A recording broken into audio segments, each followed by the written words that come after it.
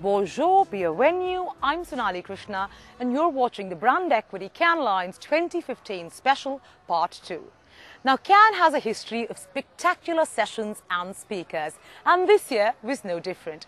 A host of celebrities and techies graced the festival this time. So here's a look at some of the most cutting-edge sessions that took the festival by storm. Take it away.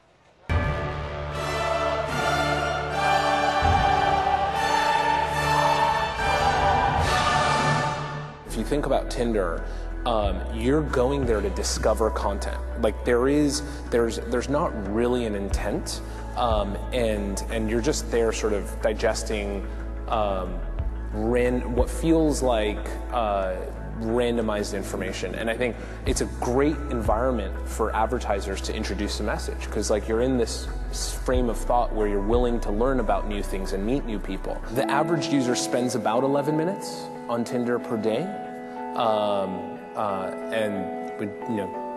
people are obsessed, I guess, with Tinder. 11 minutes is a lot.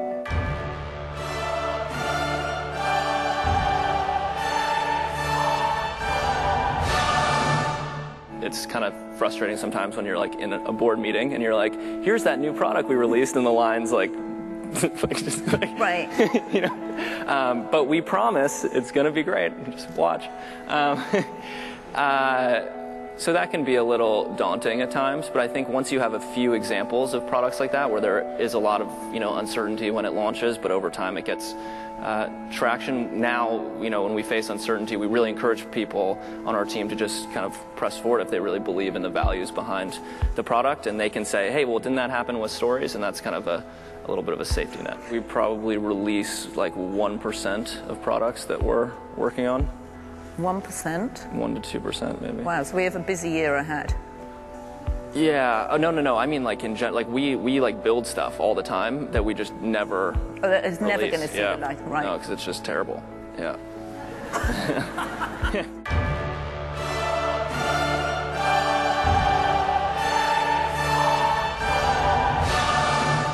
The first money that I ever spent, and you appreciate this from your job point of view, is that I trademarked the name Marilyn Manson the same way as Walt Disney and Mickey Mouse. It's not a stage name. It's not my legal name. Marilyn Manson is owned by Brian Warner, my real name, in case you didn't know.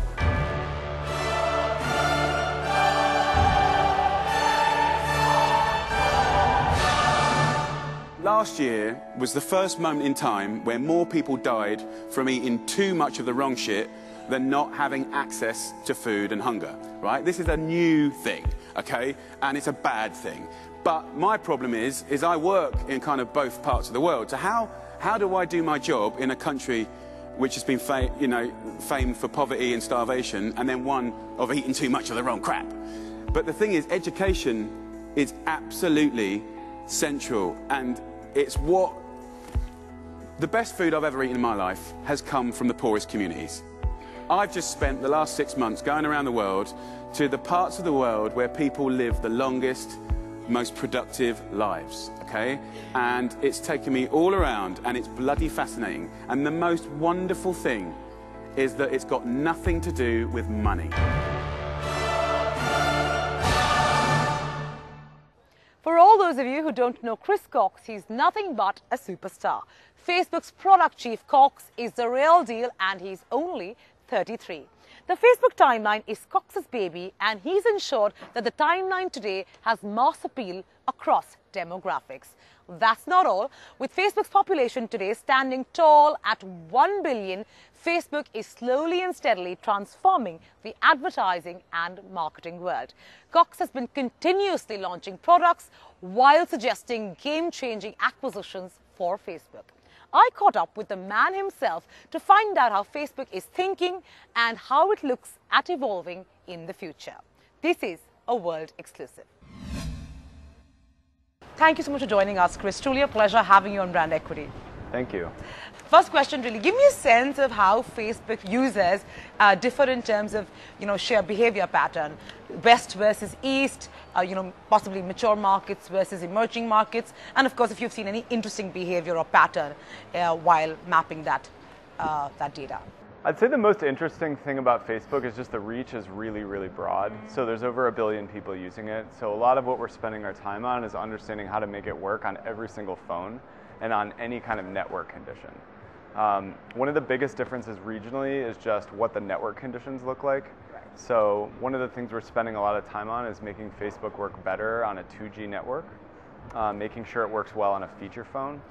And a lot of social networks in the United States that are primarily US-centric wouldn't need to spend as much time worrying about that, but it's something we're trying to pay a lot of attention to. You know, Facebook has become synonymous with mobile. What are you doing to ensure Facebook becomes synonymous with mobile video? A lot of what we're learning right now is that taking what works on the web and putting it in a phone doesn't work as well as thinking about the formats natively for what works really, really well in a phone. Video is a really good example of that. Carousel formats, which have rolled out on Facebook and Instagram, are a really good example of that. Click to missed call is an example of learning about something that works well in India because it's market specific, that behavior. And so the more we can talk to marketers about the details of how exactly what's going on and exactly what the expectations are of a phone are different, the more I think we can start to have a conversation that's concrete. I really want to talk about, you know, Facebook's video play. It has been a massive hit, but just give me a sense of, you know, how that entire piece came together and how you managed the big breakthrough. And of course, what you're doing going forward to ensure that, you know, you arrive at the desired scale and size. Right now, we're focused on making sure video works well on any kind of device. It's easy to make the video play really, really nicely on a brand new iPhone, but really making sure that it can work on anything means being tolerant to different network conditions and tolerant to different phones. Because of our scale, that's a really, really important thing for us to get right. We're spending a lot of time on relevance. So now that publishers tend to publish a lot more video than they used to on Facebook because they're having, people are reacting really positively to it, there's a lot more video content, and we need to make sure that we're good at helping people see the stuff they care about the most. So we're spending a lot of time on understanding which signals mean people really love what they're seeing and making sure they don't see stuff that they feel is random. I really want to talk about, you know, your instant articles and your partnership with 9 publishers.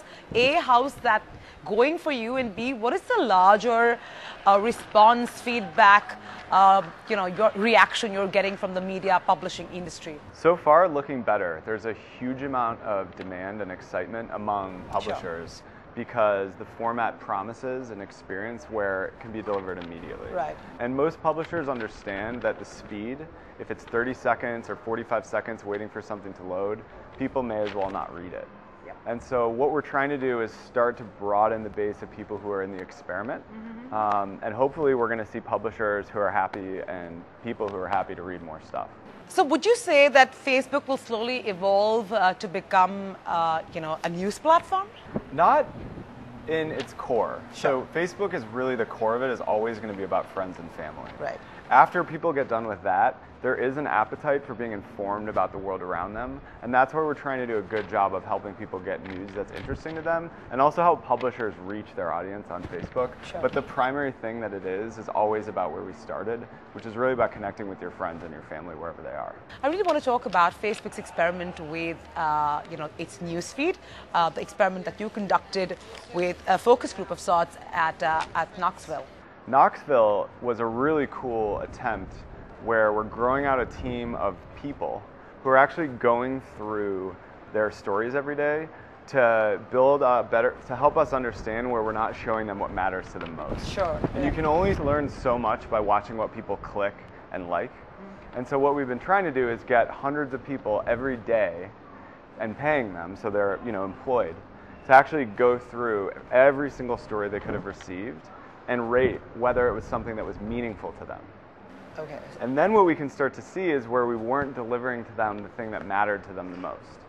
And we can start to see things like people don't always like a story if it's something that's important to them but that wasn't like happy. Like if something tragic happens, it may be the most important thing you saw that day, you're not going to like it.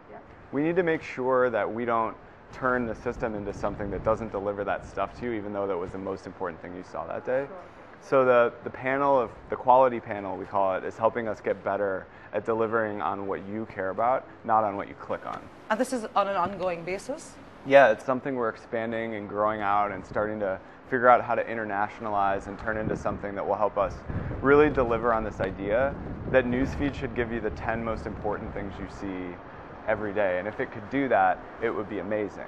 And if it's not doing that, we're failing at improving it into something that's really, really good. Right.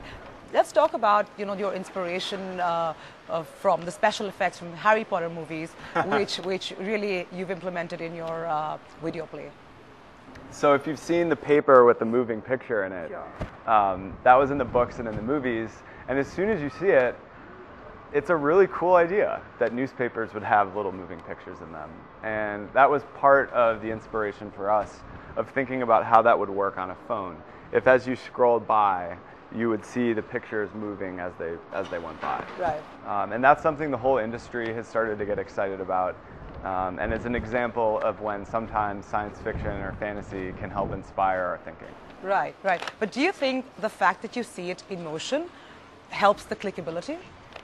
Well, what's interesting about seeing it in motion is you don't need to click on it to see it. That's true. And what we were noticing is that video, especially if you're not on a good network, and especially if you're not, if you're a little worried about what's behind it, sure, you often just don't want to deal with it. Right. And so part of what this does is it just removes a lot of the bad experiences so that immediately you're getting the frame. And if you don't want to watch it, you just flick right past it. If you look at Facebook and YouTube, both are social platforms, how do you think the viewing pattern differs on Facebook as opposed to, let's say, YouTube? I mean, we look at the main difference as being Facebook is something that you're checking multiple times a day, is primarily about what's going on with your friends. Yep. And a lot of the video that's going on Facebook tends to be things you're discovering through them.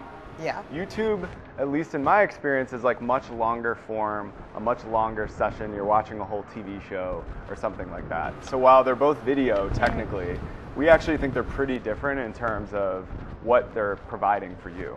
Thank you so much, Chris. This was truly wonderful. Thank you.